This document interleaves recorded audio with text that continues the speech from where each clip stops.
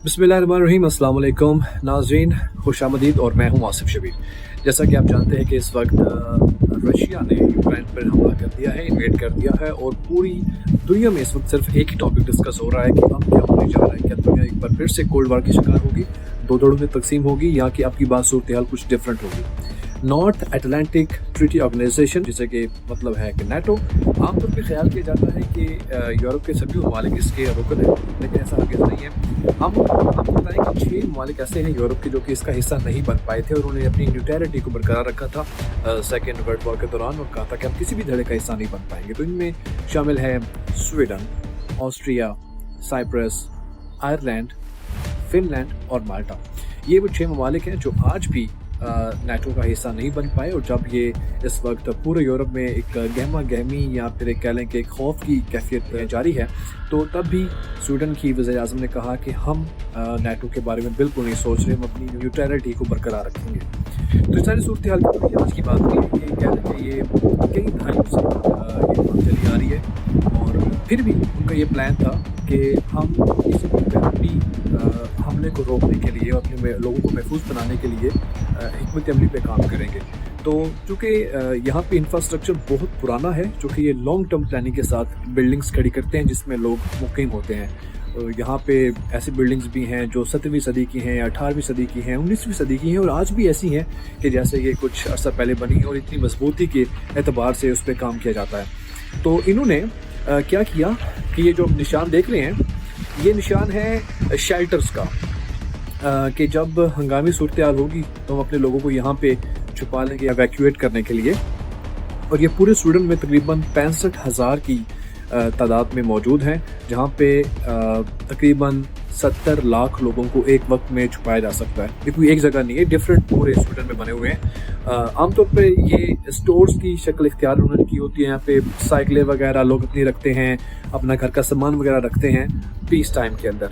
लेकिन हंगामी सूरत हाल के अंदर जब ऑलमोस्ट 48 आवर्स पहले एक अलार्म के ज़रिए बता दिया जाता है कि हंगामी सूरत हाल है, जो कि आज तक ऐसा नहीं हुआ, फिर भी प्लानिंग का हिस्सा था कि जब कभी ऐसा होगा तो लोगों को यहाँ पे महफूज बनाया जा सकता है। तो लोग यहाँ पे कई दिनों तक अपने आप को महफूज बना सकते हैं। और चूँकि ये बड़ी ज़बरदस्त और प्लानिंग के साथ इनका इंफ्रास्ट्रक्चर, जो कि अब तक मैंने ऑब्ज़र्व किया है, यहाँ पे मौजूद हैं, इसलिए शायद एक ये भी रीज़न है कि उस तरह से लोगों में परेशानी या घबराहट नहीं है। लेकिन अच्छी बात ये है कि जब ये मामला चला यूक्रेन का और रशिया का, तो लोगों में एक बहस शुरू हुई कि क्या हमें नेटो का रुकन मुल्क बन जाना चाहिए। कि जैसा कि आप जानते हैं कि नेटो के किसी एक मुल्क पे हमला पूरे नेटो पे तस्वुर किया जाता है, और पूरा नेटो मिलकर उसका न सिर्फ दिफा करता है बल्कि जो है उस पर जवाबी कार्रवाई करता है। जिसकी एग्जाम्पल हमने अफगानिस्तान में देखी है, जब ये अमेरिका ने अफगानिस्तान में नेटो अलाइज के साथ मिलकर हमला किया।